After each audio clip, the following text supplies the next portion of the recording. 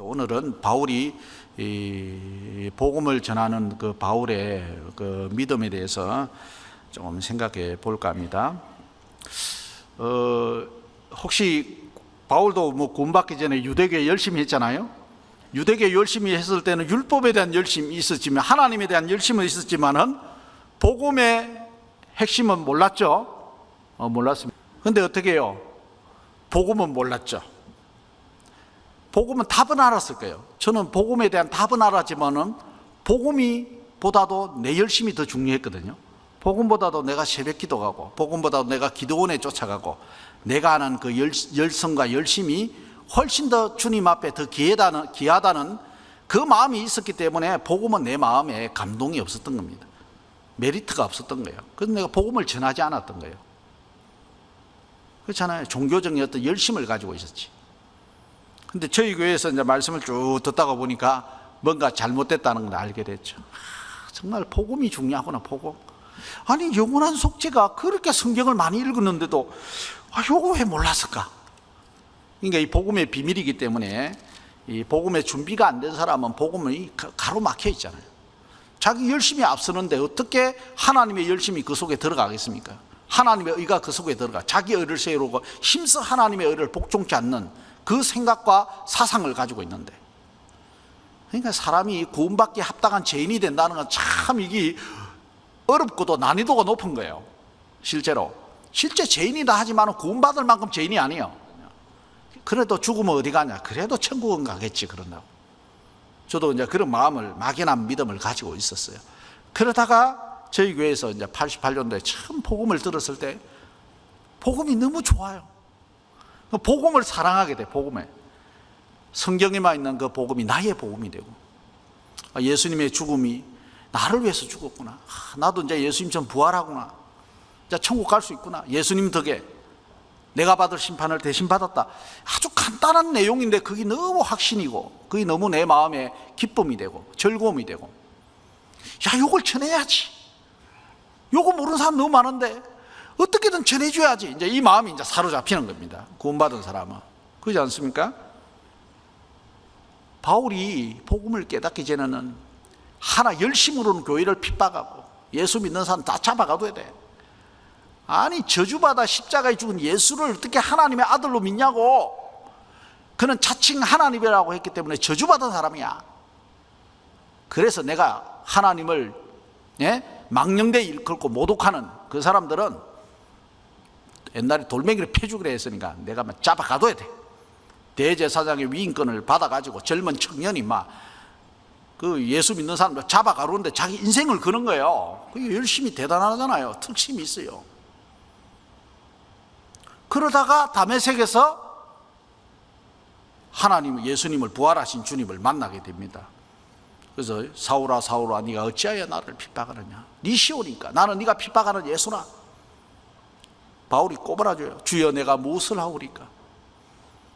그때 바울의 마음이요, 예수를 모독하는 사람을 잡아가두는 일을 하다가 이제 주여 내가 무엇을 하오리까.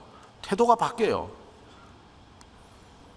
내가 너를 이방인의 사왕과 정인으로 세웠으니 일어나라. 너는 집가라 한 것에 다 아나니아를 가서 눈을 뜨게 줄 것이다. 아나니아를 만나라고 합니다. 거기서 기다리다가. 그래서 바울이 복음을 전하는, 복음은 예수님의 죽음과 부활의 의미를 깨닫는 겁니다. 그게 고린도전서 15장에 나오죠. 바울은 복음을 전하는 것은 자기가 만난 예수요. 자기가 만난 예수. 자기가 깨달은 예수요. 그걸 전하는 것이 주목적이에요. 주목적. 자, 우리가 전도하는 주목적은 내가 만난 예수, 내가 깨달은 복음. 우리 교회를 전하는 게 목적이 되면 안 돼요. 그렇잖아요. 그거보다 더 앞선 것은 내가 깨달은 예수, 내가 만난 예수, 나의 복음. 바울에게만 나의 복음, 그것이 나의 복음이 되야죠. 이 복음이 말로만 너에게 임한 것이 아니라 오직 성령과 능력과 큰 확신으로 되었다면 내가 깨달은 복음, 나에게 임한 복음, 우리는 그걸 전하기 위해서 부지런히 일을 하고 주변을 만나고 하는 것이 우리의 주 관심사입니다. 바울의 관심사가 그거예요. 바울의 믿음은 내가 예수님을 만나가지고 내가 이렇게 변화됐다면 당신도 변화될 수 있다. 당신도 예수님을 핍박하고 모르기 때문에 나도 전에는 회방자요 폭행자였다. 그러나 내가 알지 못해서 그랬다. 당신도 모르기 때문에 그런 말을 하는 거다. 자, 그런 많은 마음을 가지고 우리도 전도를 하는 것이죠. 복음을 전하는 것이죠. 그래서 바울이 부활하신 주님을 만나고 나서 그 이후에 아마 아나니아하고 교제하면서 복음에 더 확실하게 풀어주는 그런 계기가 됐을 거예요. 그렇지 않겠습니까? 그래서 바울은 왜 복음을 전하려고 하느냐? 자기가 깨달았기 때문에, 주님을 만났기 때문에. 가장 중요한 의미를, 내 인생에 가장 중요한 것이 무엇인지, 내가 하나님을 위해서 열심히 하는 것보다, 교회를 핍박하는 것보다, 하나님을 대적하는 걸 위해서 내 인생을 거는 것보다 더 중요한 것은 나를 살려주신 복음, 내가 몰랐던 예수님, 그 의미를 자기가 깨달았던 것을 전해주는 겁니다. 그러니까 전도하려면 자기가 먼저 확신이 깨달아야 되죠. 그죠? 그래야 바울의 마음이 내 마음이 되고, 그 마음이 바울의 편지가 내 마음이 되고 공감이 되고, 그걸 그대로 전달해 주죠. 근데 자기가 확신이 없는데 전도는 한다고 하다가 잘못하면 넘어지잖아요.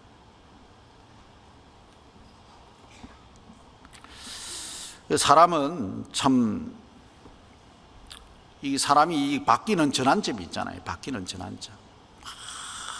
다른 일을 하다가 바뀌는 전환점. 바울이 이 주님을 만났을 때 무엇을 깨달았을까요? 나를 사랑하사 나를 위하여 자기 몸을 버리신 하나님의 아들을 믿는 믿음 안에 사는 것이다. 바울이 깨달은. 바울이 구원받기 전에는 내가 율법으로 의롭다함을 얻기 위해서 노력을 했던 사람입니다. 그러나 바울이 빌립보서에 내가 가진 의는 믿음에서 난 의라, 완전 180도 전환점이죠. 그래서 하나님이 사랑이 나를 강건하셨는다. 사랑이 임하고 나서 나는 이제 사나 죽으나 주의 것이다. 깨든지 자든지 주를 기쁘시게 하는 자 되기를 힘써노라. 그 열심의 태도가, 방향이 완전히 바뀌었잖아요. 완전 방향이 바뀌었어요. 그게 핵심적인 키는 무엇입니까? 주님을 만난 거예요. 주님을 만난 거예요. 내가 핍박하던 그 예수가 나의 구세주가 된 거예요. 그것이 사도 바울의 인생의 전환점이 된 겁니다. 전환점이. 저와 여러분들의 인생의 전환점은 무엇입니까? 내가 깨달은 복음. 그게 내 인생의 전환점이에요. 나의 삶을 바꿔놨어요. 방향을 바꿔놨어요. 이 종교적으로 열심히 해도 안 채워집니다. 여러분들 막 새벽 기도를 나가고 막 노방전도를 열심히 하고 막 기도원에 가서 막 뱃파시고 소나무 뿔을 붙잡고 저도 몇 년 해봤거든요. 공허함만 온다니, 공허함만. 인생이 이 종교의 열심으로는요 마음이 공허함이 옵니다. 공허함이 안 채워집니다. 결국 주님을 만났을 때 우리의 목마른 영혼이 해갈이 되는 거예요. 해갈이 되는 겁니다. 바울에게도 자기의 그 목마름이 예수님을 만나고부터 이제 해갈이 된 거예요. 그러니까 이 복음을 모르는 많은 사람들에게 바울은 내가 헬라인이나 유대인이나 모든 사람에게 나는 빚을 졌다. 왜냐하면 자기가 잘해서 깨달은 건 아니잖아요. 바울이 하나님이 일방적으로 바울을 꺾었잖아요. 바울에게 특별히 은혜를 준 거잖아요. 그렇잖아요. 하나님을 대적하는, 그게 복음을 대적하고 성령을 해방하고 마땅히 지옥 가도 최고 아름다워 갈 그 바울에게 특별히 은혜를 준 거잖아요. 그러니까 그 은혜가 너무 컸기 때문에 이 은혜를 어떻게 갚을까? 그러니까 이 복음을 전하면서 나는 갚겠다. 또 빚을 진 사람이 빚을 갚는 기분으로. 그래서 내가 복음을 전하지 않으면 나는 모든 사람에게 나에게 화가 있다. 내가 복음을 전하지 않으면 나는 화가 있다. 그 복음에 대한 어떤 막중한 책임감을 가지고 바울은 어떻게든 복음을 전해보려고, 그 복음을 전해보려고 하는 마음이 강하니까 그 눈높이 전도가 잘 된 거죠. 아주 유대인에게는 유대인처럼. 그래서 디모데는 그 엄마가 유대인이잖아요. 아버지가 헬라니니까 할례를 딱 받아가지고 바울이 데리고 다니니까 유대인을 데리고 다니네. 그 이방인하고 같이 데리고 다니면 전도에 지장이 오잖아요. 디도라는 사람은 억지로 할례를 행하지 않아가지고 할례나 무할례나 아무 소용이 없다. 오직 사랑으로 역사하는 믿음뿐이다. 할례로 구원받는 것이 아니라 그걸 깨닫게 해가지고 디모데는 할례를 행하지, 디도는 할례를 행하지 않게 하고, 이게 바울이 이제 전도를 아주 지혜롭게 하는 거죠. 신라 같은 사람은 로마 시민권을 가졌잖아요. 같이 자기도 로마 시민권을 가졌기 때문에 시민권을 가진 사람으로서 당당하게 전도하고 국경에 제약도 없고 아주 좋잖아요. 그리고 함부로 강금할 수도 없고. 그래서 이 전도법을요, 바울이 참 지혜롭게 잘한 것 같습니다. 그 모든 것들은 복음에 지장이 없고 복음을 효율적으로 전하기 위해서 그렇게 예를 썼다는 것을 볼 수 있는 것이죠. 그래서 바울은 자기가 만난 예수, 자기가 깨달은 복음, 그 복음을 전하고자 하는 그 열정 하나가 있었기 때문에 그것이 이제 바울의 믿음이에요. 복음을 전한 목적은 자기가 이걸 전하면 다른 사람도 변화될 수 있고 나처럼 될 수 있다는 그 마음이 있는 거죠. 그리고 로마서 1장 16절도 보겠습니다. 로마서 1장 16절.